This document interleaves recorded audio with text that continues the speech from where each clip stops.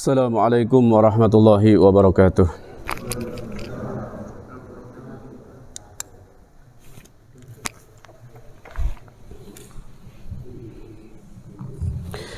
Alhamdulillahilladzi a'zama ala ibadihi al-mannah.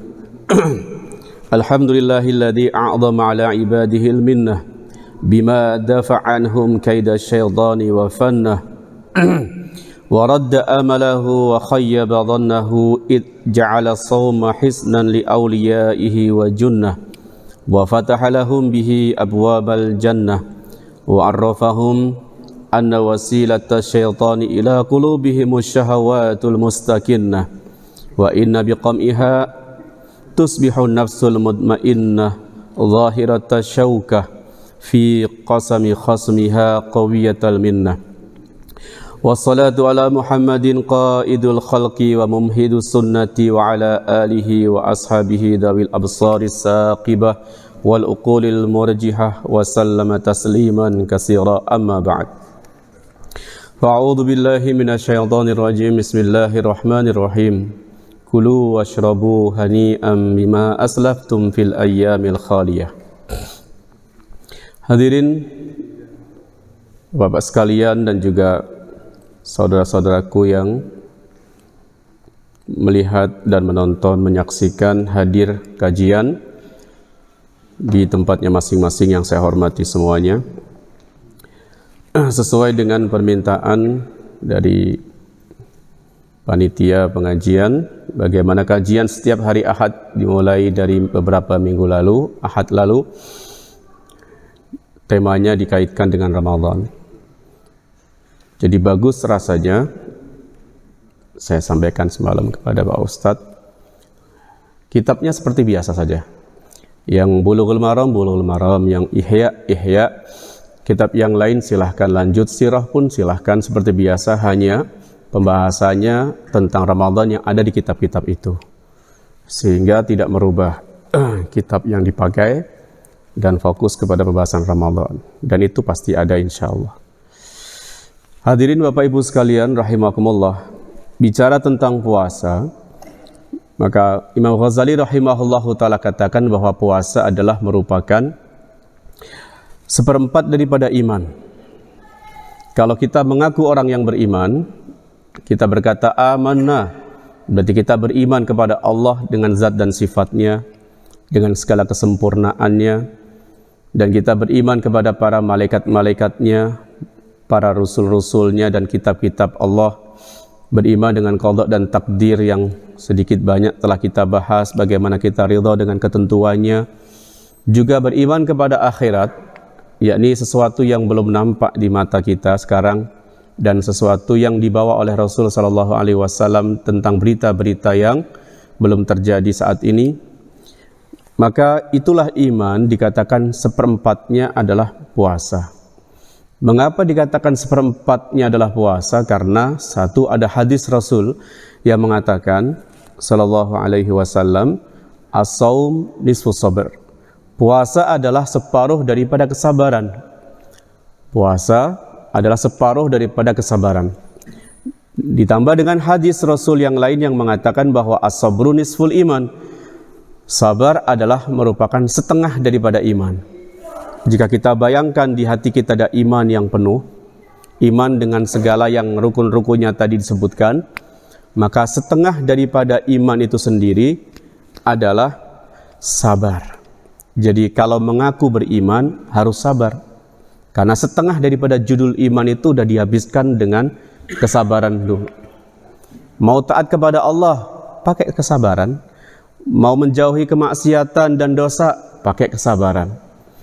Watawasau bil haqqi watawasau bis sabr. Kalau kita mau berdakwah, mengajak kebaikan, melarang kemungkaran, menyampaikan kebenaran, itu pun perlu kesabaran.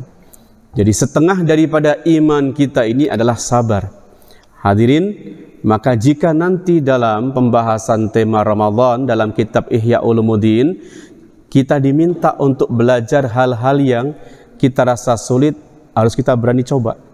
Dan kita bersabar dalam mempelajarinya itu nanti, supaya maksud dari puasa la'allakum tattaqun dihasilkan. Iman setengahnya sabar. Sabar itu setengahnya udah dihabiskan oleh puasa. Di mana kita berpuasa dari mulai pagi kita tinggalin sahur dan masuk waktu subuh sampai dengan kita buka puasa, isinya sabar aja. Dikatakan iman setengahnya adalah sabar, sabar setengahnya udah diambil oleh puasa. Dengan begitu puasa dikatakan sudah seperempat dari keimanan kita sendiri. Hadirin rahimakumullah. Summa huwa mutamayyizun bi khasiyatin nisbat ila Allah min baini sa'iril arkan. Kalau dalam rukun-rukun Islam ada salat, ada zakat dan yang lainnya, maka puasa adalah rukun yang teristimewa. Bukan berarti kemudian yang lain tidak, tetapi ada sesuatu yang membedakan antara puasa dengan salat, puasa dengan haji, puasa dengan zakat. Kenapa? Karena ada kekhususan yang dimiliki di puasa yang tidak ada di rukun-rukun yang lain. Sehingga nisbatnya puasa itu langsung kepada Allah. Apa artinya? Dijelaskan dalam satu hadis qudsi di mana Rasul sallallahu alaihi wasallam mengatakan tentang apa yang Allah katakan kepada kita. Rasulullah katakan, Allah berkata, kullu hasanah bi asyri amsalihah. Setiap kebaikan, salat, zakat dan juga yang lainnya, pahalanya paling tidak adalah 10 kali. Dilebihkan menjadi 700 kali pahala. Ilas siyam, kata Allah, kecuali puasa. Emang puasa berapa? Allah katakan, fa innahu li, kalau puasa itu adalah khusus untuk aku saja. Wa ana ajzi bihi, maka akulah yang akan memberikan balasan dengan tanpa nominal berapa. Artinya setiap kebaikan biasanya ya 10 sampai 700, tapi kalau puasa tidak akan ada nominalnya. Kalau dikalkulasi jebol kalkulatornya, karena sesuai dengan kehendak Allah tanpa batas. Karena itulah akhirnya puasa mendapatkan kedudukan spesial di mata Allah untuk hamba-hambanya yang mau melakukannya sesuai dengan tuntunan-tuntunannya tentunya. Nah, tuntunan itulah nanti yang akan dibahas oleh Imam Ghazali dalam kitab Ihya Ulumuddin. Maka Bapak hadirin rahimakumullah, karena Ihya Ulumuddin meskipun di dalamnya ada bahasan tentang fikih zahir, tapi kali ini kita tidak akan membahas fikih zahir puasa, karena itu sudah dibahas mungkin di Bulughul Maram, sudah dibahas mungkin di Anad Talibin atau di ustaz yang lain yang memang di bab fikihnya. Hari ini kita membahasnya adalah tentang pandangan tasawuf mengenai puasa Ramadan. Sehingga kita belajar Ihya Ulumuddin dari sisi akhlaknya, dari sisi adab-adab puasanya, yang semuanya adalah tujuannya untuk mendapatkan kesempurnaan hasil puasa kita. Sebelum itu, kenapa dikatakan puasa spesial sekali bagi Allah Ta'ala? Karena Allah katakan dalam Al-Quran, di mana ini membenarkan tentang hadis qudsi di atas. Allah katakan, innama yuwaffas sabiruna ajrahum bighairi hisab. Bagi orang-orang yang bersabar, Allah akan berikan kepada mereka pahalanya sempurna tanpa batas, tanpa dihitung-hitung karena kesabaran mereka. Nah, kalau dikatakan puasa adalah sabar, maka berarti ayat ini bisa dan benar sekali dikatakan untuk mereka orang-orang yang berpuasa akan mendapatkan pahala penuh tanpa ada hitungan. Kalau ditanya berapa pahalanya, nggak bisa ditulis. Itu Allah yang akan ngasih langsung, meskipun nanti dijelaskan bahwa setiap amal pasti punya Allah, ya kan? Pahala juga semua dari Allah, tetapi artinya teorinya berbeda dengan sunnatullah yang biasanya. Biasanya Allah akan menghargai 10 sampai 700, kalau ini lebih daripada itu. Hadis-hadis Rasul yang menunjukkan keistimewaan puasa agar kita semangat, mungkin sedikit dibacakan di sini. Kalau tidak mungkin sudah dibahas mungkin di minggu-minggu yang lalu. Di antaranya adalah Rasulullah sallallahu alaihi wasallam mengatakan, walladzi nafsi biyadihi la khulufu famis shaim atyabu indallahi min rihil mis. Demi zat yang jiwaku ada dalam genggamannya, sungguh niscaya bau yang muncul dari mulut orang yang berpuasa menurut Allah itu jauh lebih wangi daripada kasturi. Kasturi adalah sebuah simbol, ya, ikon daripada parfum. Di mana kita semua suka parfum, maka kalau kita disebut misik atau kasturi, itu adalah rajanya dari semua parfum. Maka kita bisa bayangkan, misalkan seandainya hari ini kita tidak begitu suka bau aroma parfum misik atau kasturi sekalipun, maka Bapak bisa bayangkan aroma parfum apa yang paling Bapak suka. Maka menurut Allah, begitu ada aroma keluar dari bau orang yang berpuasa dari mulutnya, itu bagi Allah lebih wangi dari parfum apapun yang Bapak sukai. Tetapi tentunya itu aroma yang keluar dari bau mulut adalah bukan karena dia lupa gosok gigi tadi waktu sahur. Itu mah berarti karena bau mulut kotoran yang ada di mulutnya. Tentunya habis sahur sebelum azan, etika dan adabnya kita udah bersiwak dulu, bersugi dulu, bersihkan semua bekas-bekas atau sisa-sisa makanan dari gigi. Lalu karena nanti perut kita kosong, lambung kita kosong, itulah yang menyebabkan keluar bau dari mulut, itu yang dimaksud. Berarti karena alasan itu nanti ulama kita katakan, kalau tadi semalam belum sempat gosok gigi, maka berarti pagi-pagi gosok gigi lah, siang-siang gosok gigi lah. Meskipun ada keterangan sebelum zawal atau sebelum zuhur, ya, bersiwaklah sebelum zuhur. Tapi kalau memang bahunya karena kotoran makanan, maka tetap ada anjuran bersihkan dulu. Itu bukan yang menghasilkan faidah lebih wangi daripada kasturi.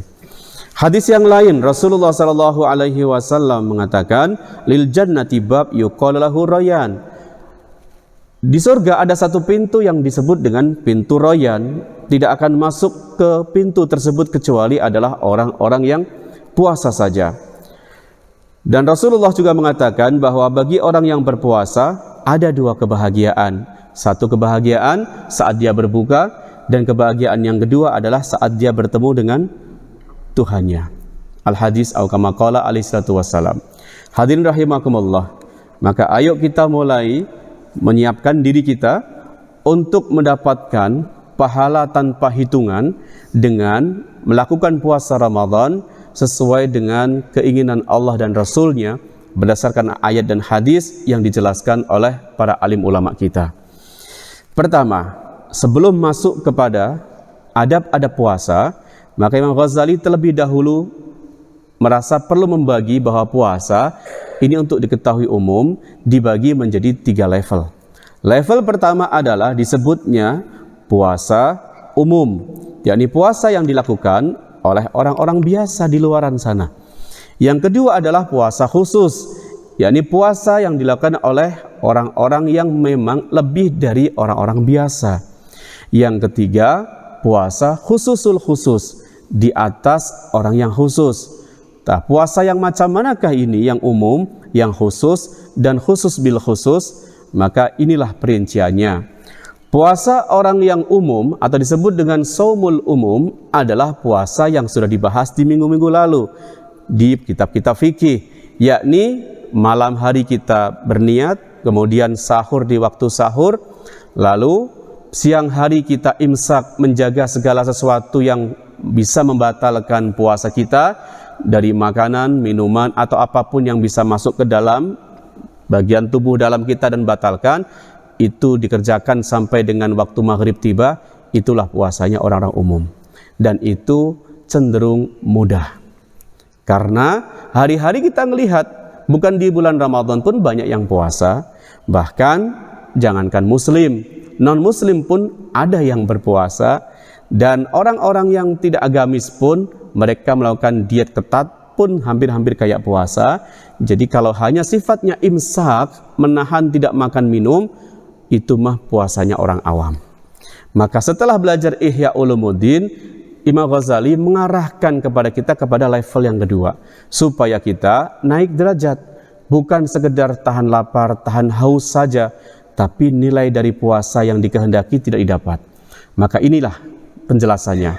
Yang kedua adalah disebut dengan puasa khusus, yakni puasa yang dikerjakan dengan cara-cara yang khusus. Apakah cara-cara itu? Pertama adalah ghaddul basar. Kita harus menjaga mata kita. Maka dikatakan puasa orang-orang khusus ini memang sedikit susah, Tapi kalau kita tidak mau merubah puasa kita seperti biasanya, maka kapan kita akan menaikkan derajat puasa kita? Hadirin rahimakumullah, puasa khusus ini akan dibahas panjang lebar, tidak dibahas seperti puasa umum, juga tidak dibahas seperti khusus bil khusus. Emang khusus bil khusus apa? Khusus bil khusus, yakni puasa tingkat paling tinggi adalah puasanya orang-orang anbiya, orang-orang siddiqin. Kalau kita dikatakan disuruh seperti mereka, sangat-sangat susah. Yaitu adalah puasa-puasa orang-orang pilihan Allah Subhanahu wa Ta'ala, dan cara puasa mereka adalah satu, mereka menggunakan shaumul qalb, puasa hati, bukan lagi menggunakan imsak teori umum, bukan lagi menggunakan puasa anggota tubuh yang terlihat, tapi adalah menggunakan hati. Puasa hati tidak perlu lagi memikirkan sesuatu yang hina dan tidak memikirkan sesuatu yang bersifat keduniaan. Waqafuhu amma siwallah, bahkan selain Allah tidak ada di hati mereka saat berpuasa. Yang ada adalah Allah. Dari mulai puasa pagi sampai dengan maghrib, itu urusan hatinya Allah selalu. Sehingga dikatakan arbabul qulub, yakni orang-orang yang punya hati, mereka katakan barang siapa berpuasa dan hatinya di waktu siang sempat memikirkan nanti mau buka apa di maghribnya, lalu dia berpikir saja dan menyiapkan untuk apa yang dia buka, itu sudah ditulis sebuah kesalahan bagi dia. Kalau kita siang-siang mikirin sore mau kemana, mau buka apa, sama siapa, bukbernya nanti apa menunya, itu sudah sebuah catatan salah.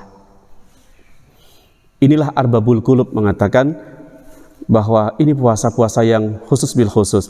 Fa inna dzalika min qillatil wusuk. Kenapa disebut sebuah kesalahan? Karena kalau hari ini, siang ini kita mikir nanti sore mau makan apa, maghrib mau buka pakai apa, itu disebutnya bagi orang-orang yang sudah sampai level itu adalah termasuk sedikit ada keraguan kepada janji Allah tentang rizki untuk dia.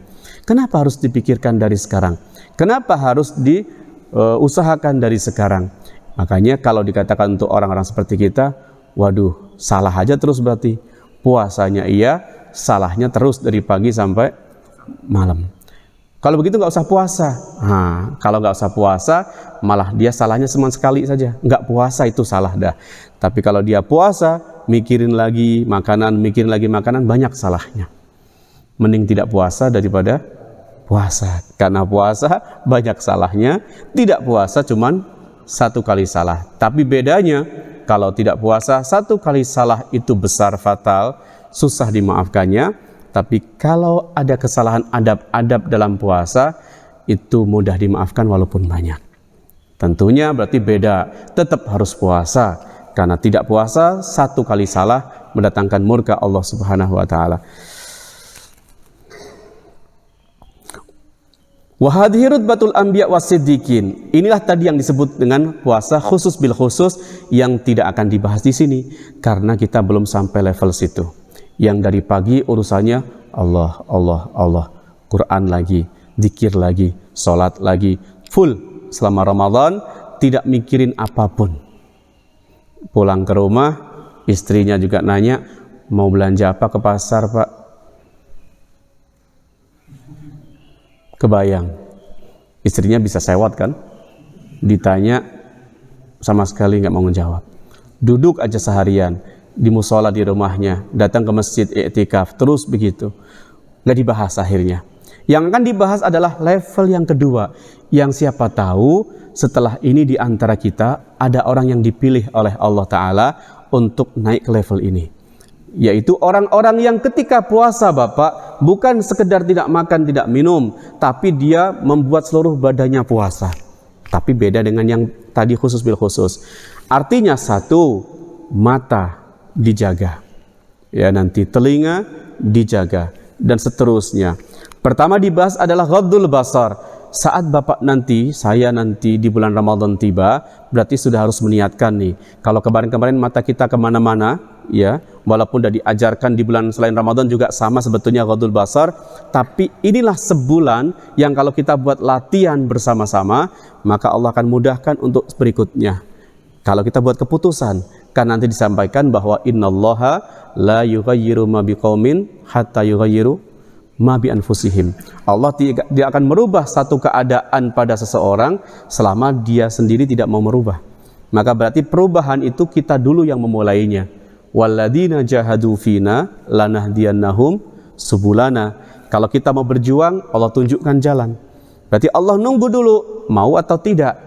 Tanyakan kepada Bapak sekarang, kira-kira saya juga mau tidak merubah puasa kita dari puasa orang awam menjadi puasa spesial, yang itu akan merubah kehidupan kita, merubah kondisi kita, merubah rohaniat kita. Kita akan menjadi orang yang sangat beruntung. Satu, pintu surga Ar-Rayyan bagi kita. Dan bidadari-bidadari yang disebutkan dalam ayat dan hadis yang akan Allah janjikan itu juga untuk kita. Dan segala kenikmatan-kenikmatan yang Allah janjikan berkaitan dengan puasa untuk kita, bukan untuk puasa umum.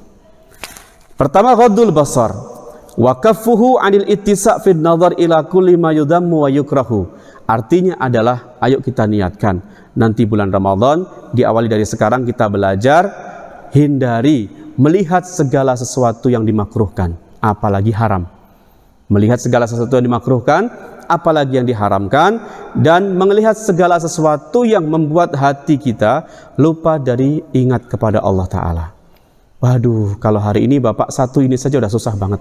Karena sekali buka HP, iklannya banyak. Dan semua iklan itu membuat kita ingin nonton. Awalnya mau lihat YouTube yang bagus-bagus, kajian Ustadz Abdul Somad kan gitu ya awalnya. Adi Hidayat, Ustadz Anu, iklannya keluar.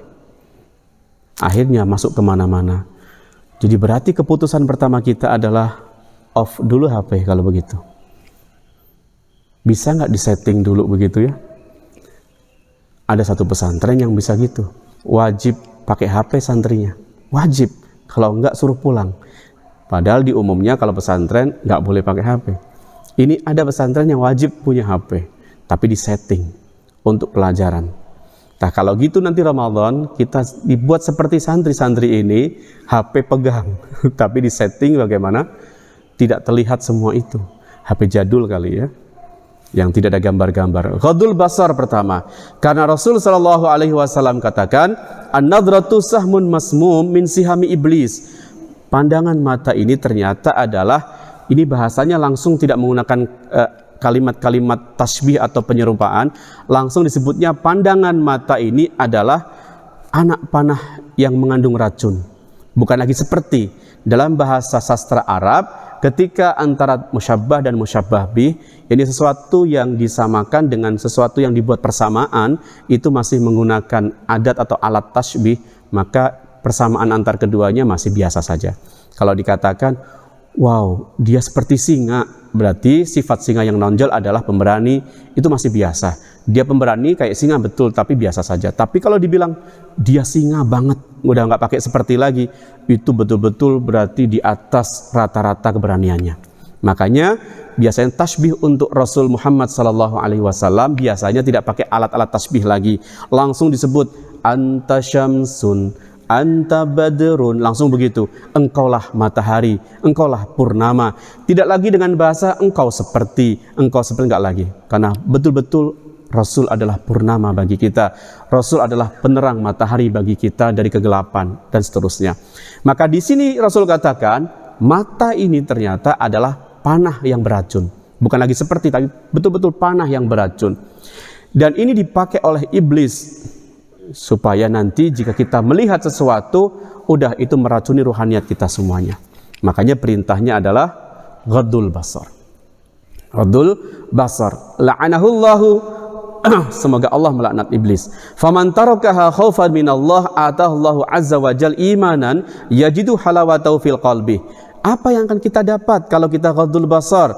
Kalau kita nggak mau lihat dulu sementara gambar-gambar, video-video yang biasanya terlihat atau sengaja dilihat, atau di luaran sana kita menundukkan pandangan, yang akan didapat seperti yang Rasul katakan dalam hadis ini adalah barang siapa meninggalkan memandang sesuatu yang haram, yang bisa menghilangkan kekhusyuan hati, tawajuh, zikir kepada Allah. Dan itu semua dia lakukan karena Allah. Ini kita kaitkan dengan puasa. Karena Allah Ta'ala, maka dia akan mendapatkan manisnya iman dalam hati. Karena Bapak teorinya adalah, Allah katakan apa? Ana indal munkasirati qulubuhum. Aku akan masuk ke dalam hati orang ketika hatinya remuk. Saat kita ingin lihat dan kita tahan gak mau lihat, remuklah hati kita. Saat itulah manisnya iman terasa. Sehingga puasa rasanya enak, bukan derita. Baca Quran kok enak banget ya. Imamnya panjang-panjang juga gak ngeluh, bahkan pinginnya begitu. Nah, ini didapatkan oleh kebanyakan orang yang memang sudah jadi Bapak. Sehingga di malam-malam tarawih, kalau kita mau mencontoh negara-negara yang sudah jadi seperti Pakistan, semua masjid dan musola salat setiap hari, setiap malam itu 1 juz. Tidak ada yang kurang dari 1 juz. Tidak ada yang kurang. Jadi nggak ada pilihan bagi warganya untuk nyari yang cepat, nggak ada. Yang ada pilihannya adalah mana imam yang paling bagus suaranya. Begitu kita Bapak nyarinya. Di sini kan mana yang paling cepat, 20 tapi cepat, yang mana? Glublak. Ada yang 8, itu juga suratnya panjang-panjang, cari yang lebih cepat lagi. Di sini nyari yang cepat, di sana nyari mana imam yang bagus suaranya, karena nggak ada pilihan selain 1 juz. Apa boleh buat? Maka itu sendiri yang saya pribadi lakukan di bulan Ramadan. Biasanya santri diliburkan untuk biasa buat dakwah di kampung-kampung begitu. Karena jamaah dakwah begitu, walaupun masjidnya di sini, kalau dirasa imamnya kok suaranya biasa saja, cari masjid lain tetap 1 juz masalahnya. Cari mana masjid yang bagus imam suaranya. Hadirin, maka itu akan didapat. Dimulai dari mana? Dimulai dari ternyata tutup mata dulu. Kalau kita sekarang tidak menikmati keimanan kita, tidak menikmati ibadah kita kepada Allah, malah berat rasanya ibadah, itu artinya berarti mata kita belum terjaga. Jawabannya mata kita belum terjaga. Ayo kita belajar, coba dimulai dari menjaga mata, jangan melihat yang dilarang, yang dimakruhkan, yang membuat hati kita jadi kotor, maka di situ insya Allah nikmatnya iman dan ibadah akan dirasa. Kedua, riwayat dari Anas bin Malik dari Rasul Shallallahu Alaihi Wasallam mengatakan ada 5 perkara yang akan membatalkan orang yang berpuasa. Ini maaf bicaranya bukan fikih Bapak ya. Jadi kalau dikatakan membatalkan berarti maksudnya membatalkan pahala ya, bukan membatalkan hukum fikih zahir dia. Ada 5 perkara yang bisa membatalkan puasa seseorang. 1 adalah berdusta. Ayo, kadang-kadang kita berdusta ya. Sudah sampai di mana Pak? Ini sebentar lagi nyampe, padahal masih di rumah. Bohong nggak kira-kira itu? Bohong yang sudah sangat biasa ya.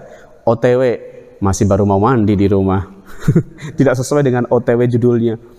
Nah ini berarti walaupun sepele, hindari. Apalagi jelas dusta yang sangat nyata.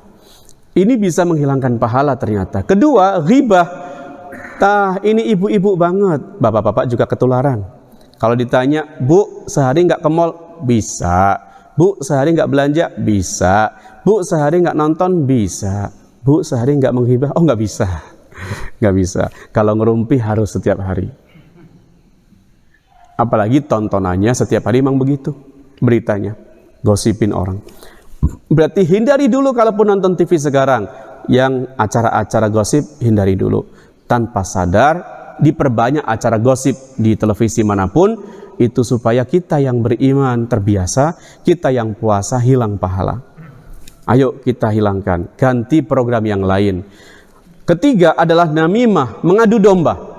Mungkin ada orang-orang yang suka begitu, tapi jarang kan ya di antara kita mengadu domba, jarang. Kayaknya jarang. Keempat, al-yamin al-kadhibah, sumpah dusta. Sumpah tapi bohong. Sumpah tai bohong, dan ini jadi bahasa-bahasa biasa sekarang dikit ya. Orang bilang saya begini-begini tapi bohong. Tapi bohong. Tambah sumpah lagi ya. Sumpah tapi bohong. Ini bahasa jadi yang enak hari ini anak-anak ini diajari bohong tapi jadi kebiasaan. Menghilangkan pahala puasa. Yang terakhir yang kelima adalah yang dibahas an-nadhru bisyahwatin, memandang sesuatu tapi disertai dengan syahwat. Berarti bukan mandang biasa Bapak ya, bukan dengan melihat biasa, tapi memandang dengan syahwat. Dan ini memang sangat sensitif hari ini karena Gimana nggak syahwat? Yang ditunjukkan di HP semuanya vulgar. Mau laki-lakinya, mau perempuannya, kita yang nontonnya sama begitu kan ya. Berarti di sini Bapak, ayo kita kurangi untuk melihat video-video sekarang akhirnya. Caranya bagaimana? Banyak aktivitas lain berarti. Kalaupun mau baca di YouTube, baca yang bagus-bagus kan begitu ya. Dengarkan ceramah-ceramah yang bagus, hindari yang menghilangkan pahala. Kedua, ini level kedua Pak ya, kita digiring ke arah sana. Kedua adalah hifdzul lisan, jaga lisan. Ini puasa. Puasa berarti bukan sekedar menahan haus dan lapar, tapi puasa untuk tidak melihat yang menghilangkan pahala. Kedua, puasa lisan agar kita tidak berdusta, berghibah, kemudian mengatakan hal-hal yang keji, mengatakan yang kasar, bahkan debat pun hindari dulu. Beradu mulut pun hindari dulu. Kalaupun ada teman yang ingin berdebat, ingin adu mulut, ingin cekcok, katakan saja ini shaim, mohon maaf aku puasa. Udah begitu.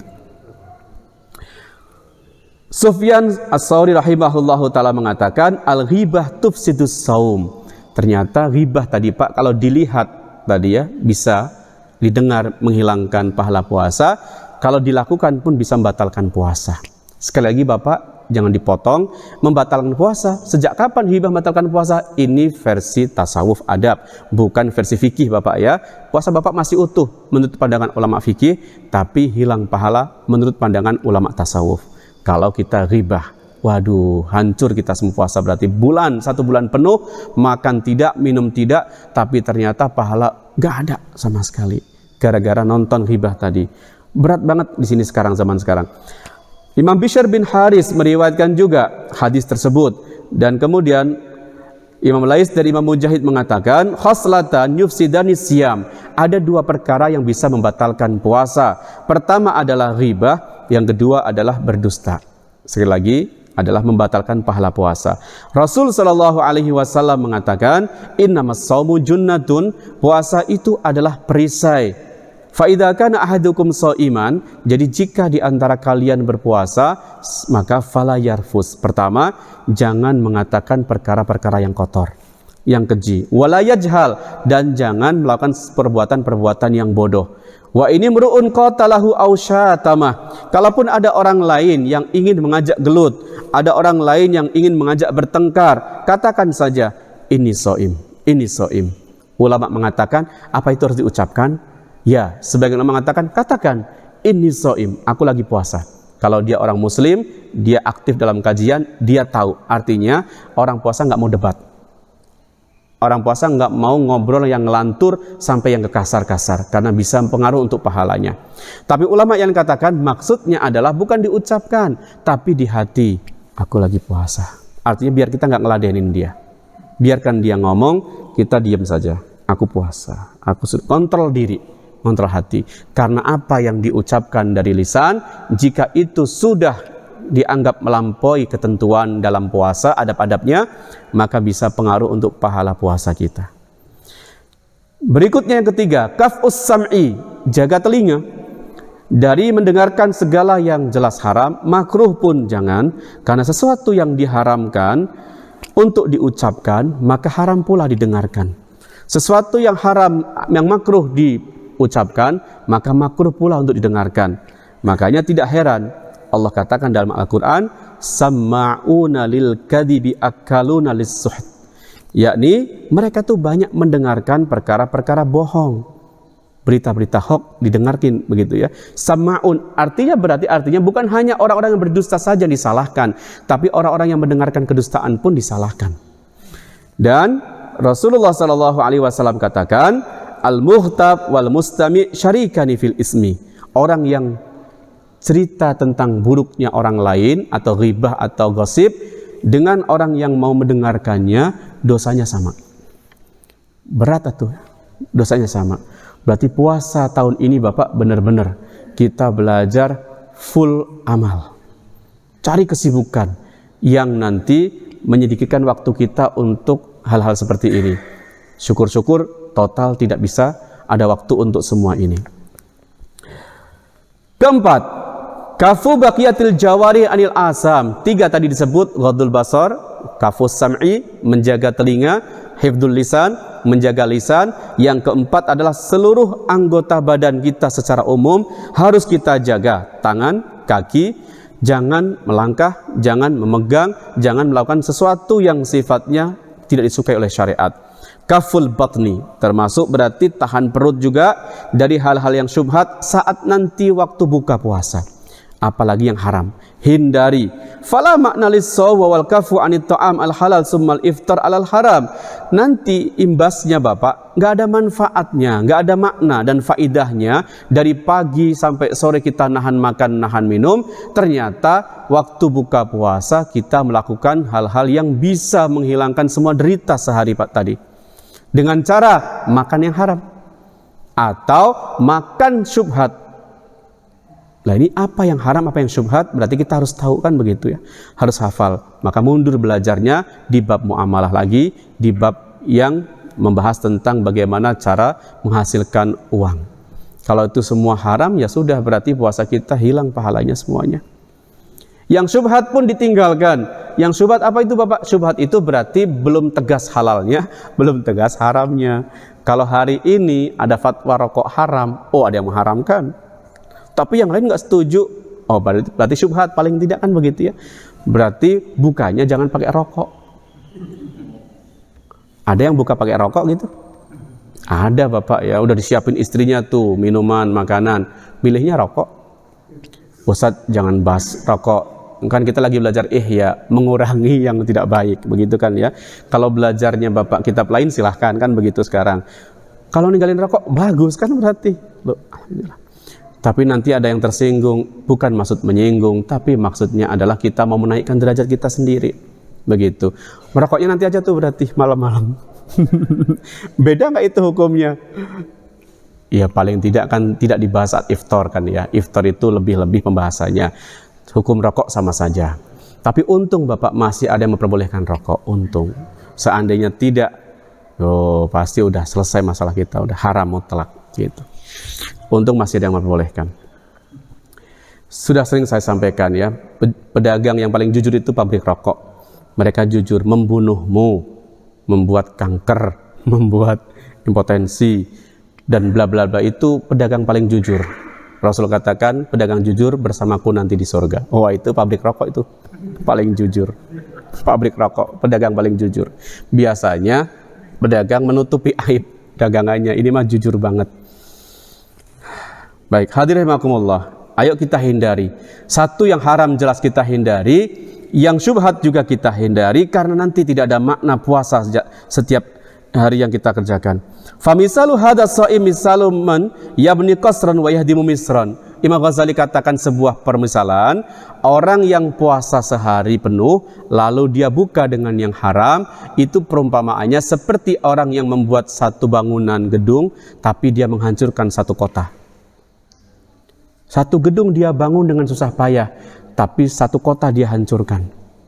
Ini kan berarti bodoh. Satu hari dia tidak makan, tidak minum, dahaga, haus dan lapar dia tahan, tapi kemudian pahala yang harus dia dapat dia hancurkan tiba-tiba dengan makan yang haram. Hindari. Fa inna ta'am al-halal inama yadur bi kasratihi la binau'ihi. Kalau haram jelas begitu, kalau kita makan halal bagaimana? Kalau makan halal pun dikatakan makanan yang halal itu pada dasarnya tidak memberikan madarat buat rohaniat kita, tidak memberikan madarat buat pahala-pahala ibadah kita, tapi akan menjadi sesuatu yang madarat, menjadi pengurang pahala, bahkan bisa menghilangkan pahala jika kadarnya berlebihan. Jika kadarnya berlebihan, fasaum litaklilihi, maka dikatakan puasa tujuannya untuk menyedikitkan makan, menyedikitkan dan mengurangi minum, karena syahwat itu muncul dari makanan dan minuman. Orang banyak makan pasti banyak minum, orang banyak makan banyak minum, syahwatnya tambah kuat. Syahwatnya tambah kuat. Maka teorinya jika dari pagi kita menahan syahwat, dibikin nafsu kita ditekan, tapi dalam satu hari Bapak, ketika nafsu ditekan, itu dia bukannya kalah, dia semakin kuat nafsu itu. Pingin makannya semakin kuat kan begitu ya. Pingin minumnya semakin kuat. Lalu dilampiaskan ketika buka puasa, makanan jatah sarapan, bubur disimpan di situ, jatah makan siang, padang disimpan di situ, jatah makan sore, Sunda disimpan di situ, dimakan di waktu iftar, ini madarat. Ini madarat. Maka berarti belajarnya adalah simple saja. Buka dengan yang manis, ditambah dengan air putih, udah. Habis itu setelah sholat mau makan sewajarnya. Dibiarkan begitu. Saya punya teman, rata-rata jamaah-jamaah kelas saya dulu, dari mulai kelas 5, 6, 7, 8 sudah punya istri semuanya. Kebayang bapak nyantri sudah punya istri, diizinkan yang 3 bulan sekali pulang, itu pun 3 hari saja. Selama sebulan, 2 bulan, 3 bulan selama di pondok itu nggak jelas rasanya. Apalagi musim panas, makanannya makanan ikan, susu-susuan di Pakistan. Udah nggak karuan rasanya, mereka mau meledak rasanya. Emosi tinggi, nafsu juga tinggi. Jadi akhirnya mereka sering tanya kepada guru-guru, Syekh, gimana caranya ini? Kita udah punya istri tapi harus belajar begini, belum selesai, masih 2 tahun lagi, supaya mati nafsu kita. Caranya nggak ada yang lain seperti Rasul ajarkan, puasa. Udah dia puasa sehari, puasa 3 hari, lapar lagi, nggak mempan. Udah puasa 3 hari juga masih begini, rasanya metenteng bahasa Jawanya ya. Rasanya nggak kuat. Puasa berapa hari? 3 hari. Kalau puasa cuma sehari, 2 hari, 3 hari, bukan melemahkan syahwat, justru menguatkan syahwat. Terus puasamu setiap hari sampai nafsumu loyo. Ternyata begitu Bapak. Kalau sekarang kita puasa pagi, tahan makan, tahan minum, lalu maghrib tendam, itu bukan melemahkan syahwat. Padahal tujuan puasa melemahkan syahwat, mengurangi syahwat, di mana syahwat adalah jalan setan untuk masuk ke dalam diri kita, menguasai kita, itu dimatiin, paling enggak dikurangin. Caranya kurangin makan sehari itu, kurangin buka, kurangin sahur, maka dapat. Tapi kalau bukanya tambah banyak, malamnya sebelum tidur banyak lagi, sahurnya banyak lagi, itu nggak dapat, malah gede nafsunya tambah. Makanya siang ada kebablasan, yang dilarang untuk bersetubuh malah setubuh akhirnya karena kebablasan. Begitu Bapak. Nah, kita jaga. Makanan halal akan memberi madarat ke badan, sakit ya, ke fisik, juga ke rohaniat. Rohaniat kita jadi loyo karena syahwat semakin gede, itu ketika melebihi porsinya. Melebihi porsinya. Dan sekarang semua orang sepakat dari kesehatan, makan sewajarnya. Gitu kan, di porsi. Pagi hanya buah-buahan sama cemilan dikit sayur-sayuran. Siang juga sayurannya lebih banyak daripada nasinya. Sore udah nggak makan. Itu orang kesehatan juga setuju. Agama dari awal begitu mengajarkannya. Kita nggak pernah lihat itu, nafsunya gede. Makanya setelah umur 40 tahun kayak saya dan Bapak, kayaknya udah taubat deh ya. Mengurangi makan biasanya Pak ya. Saya juga mengurangi akhirnya. Makan siang sekali udah. Itu banyakin sayurnya. Karena kegendutan kan Pak ya. Ternyata agama dari awal udah mengajarkan begitu. Cuman kita banyak tidak menerapkan. Hadirin rahimakumullah. Wal halal dawa yanfa'u qaliluhu wa yadurru kasiruhu. Apa yang halal, makanan minuman, itu sebetulnya bisa obat. Karena kalau nggak makan terus kan lemah, loyo ya, ibadah juga nggak kuat. Makanya halal itu bisa jadi obat kalau sedikit. Tapi kalau kelebihan, maka bisa jadi malah penyakit bagi dia. Wa qasdus shaum taqliluhu, maka puasa itu menyedikitkan makan dan minum, tujuannya agar kita sehat dan terobati. Maka berarti benarlah kata Rasul, kalau sumu tasihu, puasalah kamu akan sehat. Apalagi penyakit-penyakit yang berkaitan dengan masalah bagian darah begitu ya, kayak kolesterol gini, saya begini, dan juga diabetes. Mungkin puasa sangat bagus untuk obat, makan sekedar-sekedarnya saja. Wakila huwallazi yumsiku anit ta'am al halal wa yuftir ala luhumin nas bil ghibah wa huwa haram. Wakila huwallazi la yahfadu jawarih anil asam. Rasul sallallahu alaihi wasallam mengatakan, betapa banyaknya orang di sana berpuasa tapi tidak ada yang didapat selain lapar dan dahaga saja. Siapa itu artinya? Ada pendapat banyak mengatakan diantaranya adalah orang yang puasa tapi bukanya pakai yang haram. Itulah dia puasa tapi nggak ada selain lapar dan dahaga. Ulama lain mengatakan sebagai penjelasan, yang dimaksud dengan hadis orang yang puasa banyak di luaran tapi selain lapar dan dahaga tidak ada lagi yang didapatkan, adalah orang yang memang puasa tetapi bukanya dengan cara ghibah. Artinya berarti dia puasa dari yang halal, nggak makan, nggak minum, tapi lidahnya ghibah di hari-hari itu. Sesiang-siang itu sering gunjing orang lain, itu dapat puasa lapar saja tapi pahala nggak dapat. Itu masukkan ke hadis itu. Yang ketiga ulama katakan adalah orang yang tidak mau menjaga anggota badannya saat berpuasa dari perbuatan-perbuatan dosa. Itu juga sama. Berarti artinya dosa bisa menghilangkan pahala puasa, menghibah bisa menghilangkan pahala puasa, juga berbuka dengan yang tidak halal juga bisa menghilangkan pahala puasa. Yang kelima, alla yastaksira minat ta'am al-halal waqtal iftar. Sebaiknya saat kita nanti puasa, jangan buka berlebihan. Kira-kira perut kita terasa sangat kenyang. Kita belajar secukupnya, berarti sebelum kenyang kita berhenti. Udah. Karena dikatakan bahwa wadah yang paling dibenci oleh Allah adalah perut yang diisi dengan berlebihan. Itu wadah yang paling Allah benci. Dengan makanan yang halal, Bapak ya. Kalau haram jelas nggak dibahas. Dengan makanan yang halal. Wa kaifa yustafadu minas shaum qahru aduwillah. Lalu bagaimana fungsi puasa yang dari awal ada syariatnya untuk mengalahkan musuh Allah yakni syaitan, memecahkan syahwat yang menjadi jalan bagi syaitan, itu akan didapat kalau ternyata orang yang berpuasanya masih tidak melakukan cara-caranya dengan baik. Artinya bahwa menahan puasa, menahan dahaga, menahan lapar adalah untuk memecahkan syahwat.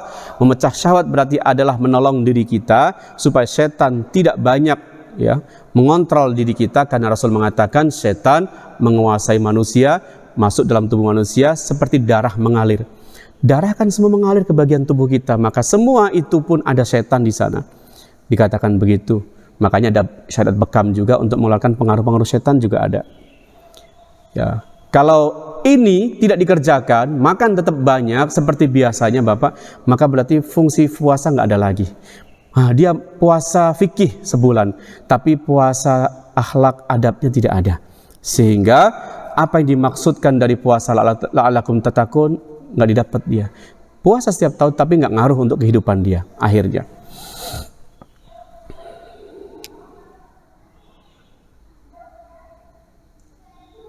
Wa ma'lumun anna maqsudas shaum al-khawa wa kasrul hawa litaqwa nafsu ala taqwa. Dan kita telah tahu sekarang bahwa tujuan dari puasa 1 bulan nanti adalah Bapak, 1 al-khawa, lapar ya. Tujuan itu lapar memang sengaja.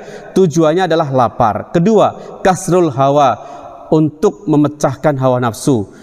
Litaqwa nafsu ala taqwa, supaya nanti takwa kita lebih kuat. Wa idza dafa'at al-ma'dah min dahwati nahar ilal isya hatta hajat syahawatuha wa qawiyat raghbatuha summa at'amat min al-ladzat wa ashba'at zadat ladzatuha wa tadha'afat quwwatuha wa anba'asa min asyahawat ma'asaha kanat raqidah law tarakat ala adatiha. Kalau itu teorinya Bapak, lalu kita tidak mengerjakannya dan kita justru buka puasa dengan berlebihan, nanti malam juga makan lagi dan sahur begitu lagi, yang terjadi adalah justru puasa bukan memecahkan syahwat dan melemahkan syahwat, akan lebih lagi syahwat lebih gede daripada bulan-bulan yang biasanya. Itu bisa terjadi. Karena tadi seperti seekor hewan, kalau dalam dunia perang biasanya dunia balapan kuda ya, di hadis disebutkan kuda itu dilatihnya biasanya dikasih makan dulu yang banyak gitu ya. Setelah dikasih makan banyak dia badan gede, lalu dipuasakan. Setelah dipuasakan, maka badan udah gede, dia dilatih untuk kekuatan. Begini caranya Bapak, kalau kita biasanya makan normal, sekarang puasa, dibanyakin makannya, ya, tapi dipuasakan siangnya. Nafsunya gede, makan dibanyakin. Itu bukan nafsunya sekarang kalah, malah justru semakin gede akhirnya. Kalau nafsu udah dibentuk dulu sesiang hari, untuk ditahan semakin kuat dia, nafsunya gede kan mau makannya, lalu dikasih asupan, semakin gede dia akhirnya dengan berlebihan. Wala yahsula dzalika illa bitaklil, maka cara satu-satunya tidak ada untuk mengalahkan nafsu, mengalahkan musuh Allah Ta'ala, membantu diri kita sendiri untuk lebih dekat kepada Allah, selain menyedikitkan porsi puasa, porsi buka puasanya nanti. Bal minal adab alla yaksuran naum bin nahar, bahkan ditambah lagi Bapak, karena tujuan puasa adalah lapar, maka siang harinya meskipun kita sering dengar puasa, kalau kita tidur ada pahalanya. Tidurnya orang yang berpuasa dianggap ibadah, tetapi nilai pahalanya ini beda dengan yang tidak kebanyakan tidur di siang hari. Maka ada anjuran siang hari pun jangan kebanyakan tidur. sampai nanti kita bisa merasakan lapar, merasakan haus, disengaja, dan kita akan merasa jadi lemah begitu, supaya dengan itu maka kita mendapatkan pahala sempurna malah. Jadi berarti wajarlah ya kailulah kita tidur, tapi habis itu kita aktif lagi seperti biasa, supaya kita merasa lapar, merasa haus. Dengan begitu maksud dari puasa kita dapatkan. Wa yastadimu fi kulli lailah qadran min ad-dha'fi hatta yakhiffa 'ali tahajjuduhu wa auraduhu. Dan bahkan ini ternyata bukan hanya di siangnya, di malam harinya pun kita buat yang sama. Maghrib kita sedikit makan seperlunya saja, lalu kita tahan sampai semalaman supaya ruh kita lebih kuat, sehingga tahajud mudah. Artinya tahajud di sini qiyamul lail Bapak ya. Tarawih mudah dikerjakan. Bangun waktu sahur pun mudah dilaksanakan. Itu dari adab-adab jangan banyak tidur dan jangan banyak makan saat kita aktif berpuasa.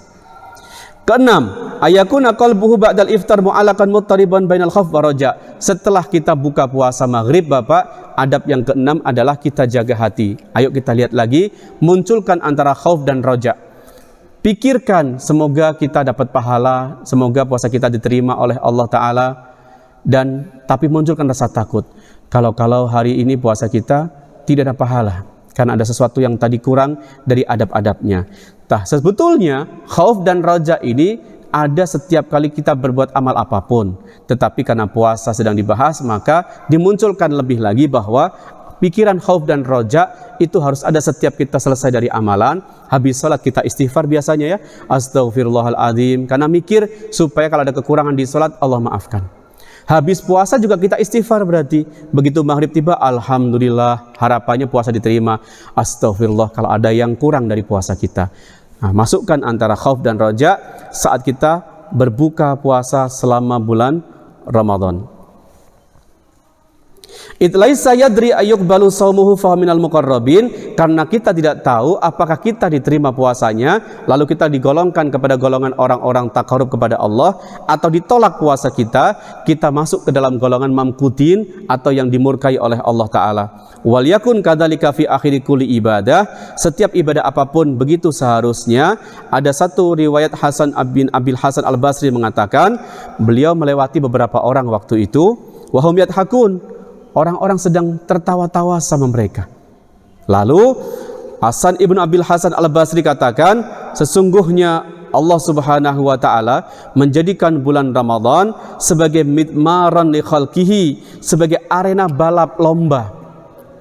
Nasihatnya kepada orang-orang ketika malam-malam Ramadan, mereka habis puasa selesai, biasakan kita kumpul tertawa. Ditegur sama beliau Hasan Al-Basri. Bulan puasa, kata beliau, itu dijadikan oleh Allah sebagai arena lomba, yastabiquna fihi li ta'atihi, di mana di bulan Ramadan ini mau siang mau malam kita disuruh musabaqah, berlomba-lomba dalam ketaatan kepada Allah Ta'ala. Nanti dalam perlombaan ini berarti cuma ada dua pilihan, as-sabiqun faza fihi, dia yang menang berarti dianggap dia yang berhasil, maka dia memenangkan dalam perlombaan itu. Siapa itu tadi? Yang ada khauf dalam puasanya. Rasanya orang dalam perlombaan tidak mungkin dia tertawa-tawa, kan begitu ya. Sedang lomba tertawa-tawa nggak mungkin, karena fokusnya adalah bagaimana dia akan menang dan dia akan berjaya. Jangan sampai dia hilang konsentrasi dan dia kalah dalam lomba itu. Dalam puasa kalau kebanyakan bercanda, kata beliau, berarti ini artinya kalian tidak tahu bahwa ini adalah perlombaan. Kalian masih asyik, tidak takut kalau puasa kalian nggak diterima oleh Allah Ta'ala. Sekali lagi Bapak, ini bahasa tasawuf ya, bahasa memang orang-orang yang ingin lebih dekat kepada Allah Ta'ala. Sehingga di bulan Ramadan kurangi hal-hal yang sifatnya menunjukkan bahwa kita orang yang santai dan tenang dalam ibadah kita. Munculkan khauf saat kita berpuasa.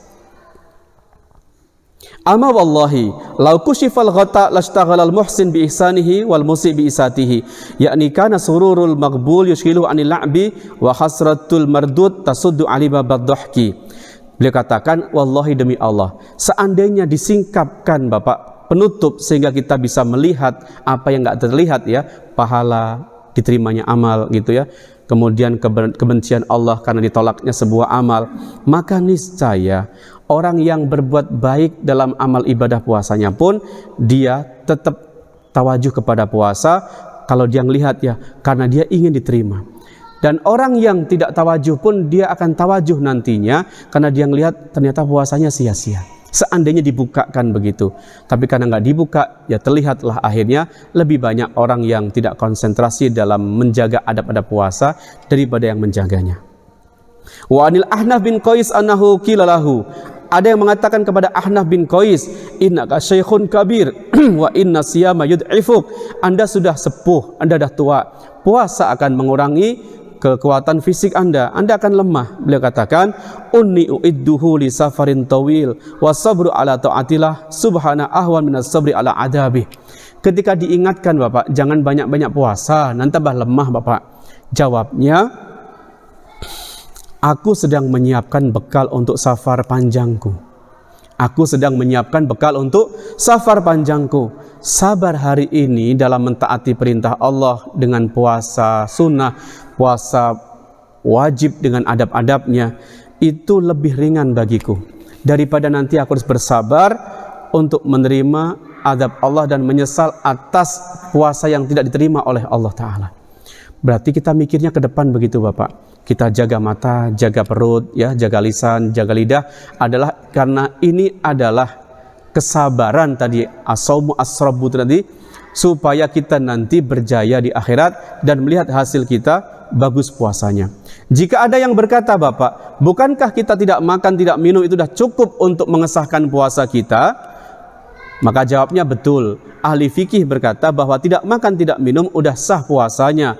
Tetapi ketahuilah bahwa ulama-ulama fikih itu hanya bicara zahir saja.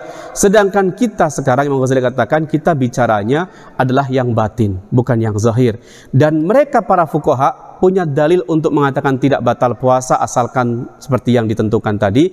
Dan ulama tasawuf pun punya dalil untuk mengatakan batal pahala, bahkan dalil mengatakan batal pahala lebih kuat daripada batal-batal puasa fisiknya saja. Maka hadirin rahimakumullah, ayo kita belajar untuk mempelajari puasa khusus ini. Puasa bukan sekedar menahan dahaga dan lapar, tapi juga sabar dalam menahan segala yang bisa menghilangkan pahala puasa kita. Fa'alma ulama'ul akhirah fayaqnuna bisih al-qabul.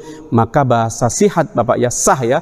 Kalau ulama fikih mengatakan sah, berarti itu sah, tidak ada tuntutan di akhirat. Tapi kalau ulama tasawuf bicara sah puasa, itu artinya diterima puasanya. Maka Bapak, berarti kalau nanti kita punya guru mursyid dan melihat puasa kamu tidak sah, itu artinya nggak ada pahala. Karena bicara sah adalah bicara diterima puasa kita, dan ketika diterima puasa, tujuan dari puasa sudah dihasilkan. Sedikit kita tutup setelah ini, Bapak. Wa yafhamuna anal maqsud anis syahawat bihasbil in wa yafhamuna anal maqsud minas shaum at-takhalluq bi khulqin min akhlaqillah. Dan kita ngerti sekarang bahwa tujuan daripada puasa adalah untuk mendapatkan akhlak Allah dan juga untuk belajar mendapatkan kebiasaan malaikat. Kebiasaan malaikat adalah dia selalu, tentunya Bapak ya, bersih. Selalu bersih. Bihasbil inkan fa innahu munazzahuna anis syahawat. Para malaikat mereka bersih, bebas dari syahwat, maka kita belajar untuk seperti mereka. Wal insan, penutup Bapak, supaya kita tahu bahwa kita sebagai manusia Allah ciptakan derajat kita di atas hewan. Di atas hewan, karena kita punya akal, kita punya sesuatu yang tidak dimiliki setan, yang kita sebut kemarin dalam pelajaran cinta kepada Allah, disebutnya adalah nurani, ya, hati. Maka kita di atas hewan, tapi kita tetap di bawah malaikat, karena kita ada syahwat yang bisa menghancurkan kita. Maka kita tinggal pilih sekarang. Kalau kita termakan syahwat kita bisa di tingkat derajat hewan, bahkan lebih daripada itu parahnya.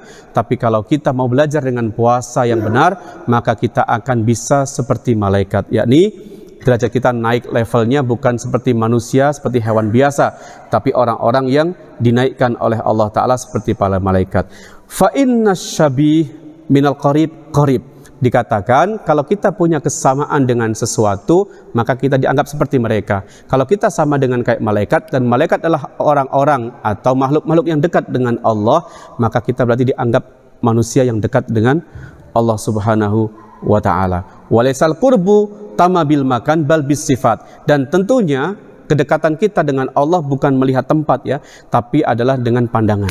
Di pandangan Allah, dalam sifat-sifat kemuliaan kita sebagai ciptaan Allah, itu kita dianggap orang yang dekat dengan Allah Subhanahu wa ta'ala. Maka beliau katakan, inilah rahasia puasa bagi orang-orang yang cerdas, bagi orang-orang yang punya hati, bagi orang-orang yang punya naluri, orang-orang yang punya pikiran yang benar. Fa ayu jadwali ta'akhiri aklah wa jam'u aklatain indal isya. Jadi apa dong manfaatnya kalau satu hari kita menahan satu suapan, tapi kemudian buka dengan 2 suapan. Satu porsi ditahan, dikumpulkan untuk makan di waktu malam hari. Di sini kita bisa melihat Imam Ghazali begitu panjang sebetulnya menekan habis kita, selain menjaga pandangan juga menjaga lisan dan juga telinga, lebih lagi menekan jangan banyak buka puasa dan sahurnya. Ternyata nekennya ke sana karena tujuan puasa adalah memecah syahwat, dan itu nggak akan didapat kalau terus masih makan banyak dan banyak minum saat di malam hari. Terakhir beliau katakan, fa ilaikal khairah, silahkan Anda memilih al-an fi antakna abil qasri anil lubab au tatahayas ila ghimari arbabil albab. Dia katakan bahwa setiap sesuatu itu ada isinya, ada pula kulitnya, dan kulitnya pun berlapis-lapis. Ibarat kelapa, ada bagian dalam kelapanya, ada kulit pembungkusnya batok, ada pula kulit serabutnya di luar. Itu biasanya benda begitu, ada casing, ada bagian isi dalamnya. Silahkan, kata Imam Ghazali, silahkan Anda berpikir sendiri, mau milih bagian mananya. Mau puas dengan kulitnya saja berarti puasa seperti ahli fikih, atau mau ngambil kelapa isi sari santan dalamnya dengan mengambil puasa seperti orang-orang ahli tasawuf. Silahkan pilih, mau mengambil kulit saja atau tatahayas ila ghimari arbabil albab, atau kalian akan memilih memasukkan diri kalian ke dalam golongan orang-orang yang disebut cerdas dalam puasa. Demikian hadirin rahimakumullah, sedikit tentang rahasia makna puasa la'alakum tattaqun diuraikan oleh Ghazali, dipotong-potong dalam pembahasan hari ini.